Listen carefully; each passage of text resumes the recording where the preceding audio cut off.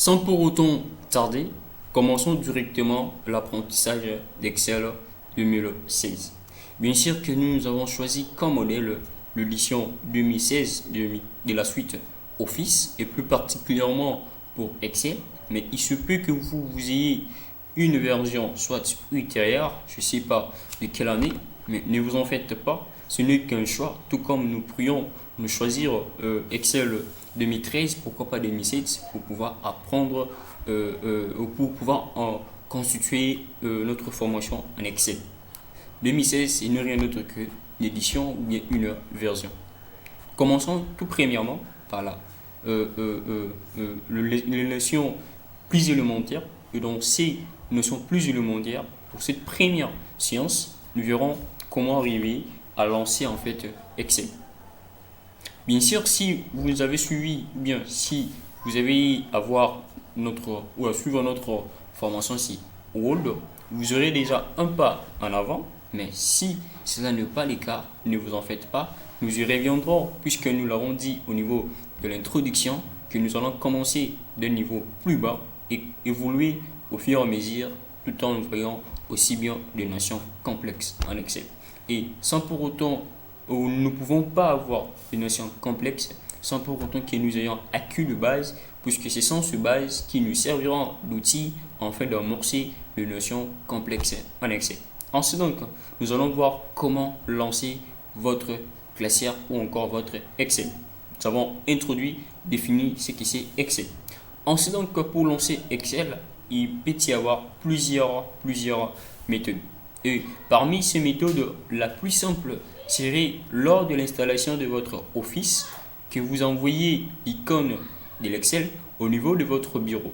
Ici, donc, nous avons vu avec Word comment parvenir à les faire, ou bien de notre introduction dans l'initiation, nous avons vu comment arriver à mettre l'icône d'une application au niveau de votre bureau.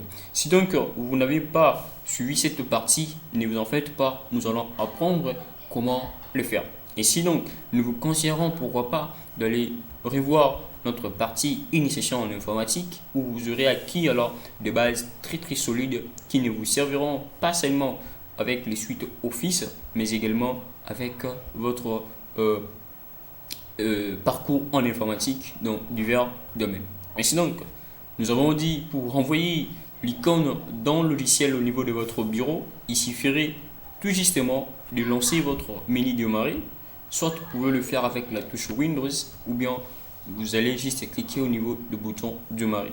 Et pour d'autres versions, par exemple avec 13, vous allez chercher Microsoft Office, mais par contre avec 16, il n'y a pas Microsoft Office. Les applications sont installées ainsi dispersées. Donc vous devez chercher, soit vous ouvrez cette bande alphabétique pour répertorier la lettre par laquelle commence votre l'application. Ici donc vous voyez par exemple on dit ici ce sont juste des outils, mais si c'était peut-être une version 2013, vous allez voir on a écrit Microsoft Office et lorsque vous déverrouillez cette liste, vous verrez les applications dont vous ouvrez. Alors je vais me servir de ces outils, de l'un des outils pour vous montrer comment arriver à mettre en fait votre l'icône de votre logiciel au niveau du bureau. Ensuite donc pour y parvenir, je me positionne d'abord sur l'application dont je voudrais renvoyer l'icône au niveau du bureau et puis je fais un clic droit. Ainsi donc je diverses méthodes.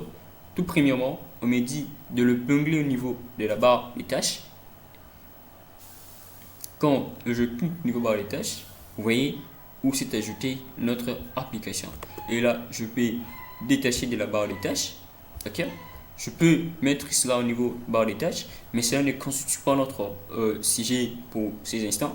Rien n'empêche, nous avons anticipé, mais je disais renvoyer l'icône au niveau du bureau. C'est simple, je me positionne, je fais un clic gauche, je clique et je maintiens appuyé le bouton gauche de ma souris. Ainsi donc, je me déplace pour pouvoir le déposer où je voudrais. Ensuite donc, je viens de créer alors l'icône, vient de mettre l'icône de l'application Database Camper qui est un outil également, pourquoi pas nous allons le voir.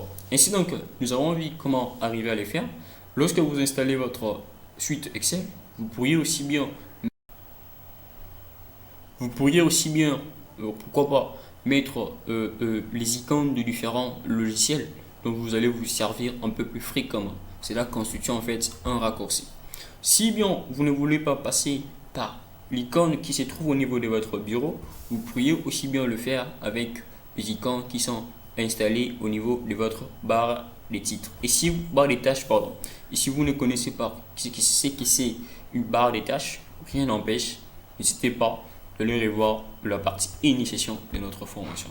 Si bien vous ne voulez pas passer par la barre des tâches, encore moins par l'icône retrouvée au niveau de votre bureau, cette fois-ci vous devez chercher alors l'application correspondante au niveau de votre menu démarrer. Et si je clique au niveau menu démarrer, je peux chercher. Si je ne vais pas passer par là, que le chemin absolu et puis le chemin absolu, si je ne vais pas passer par là, je peux utiliser cette barre de recherche qui accompagne le menu démarrer. Ainsi donc à partir de là, je peux tout simplement écrire l'application dont je voudrais. D'ailleurs, ça m'indique en place over les applications ayant en fait la partie du texte que j'ai à écrire.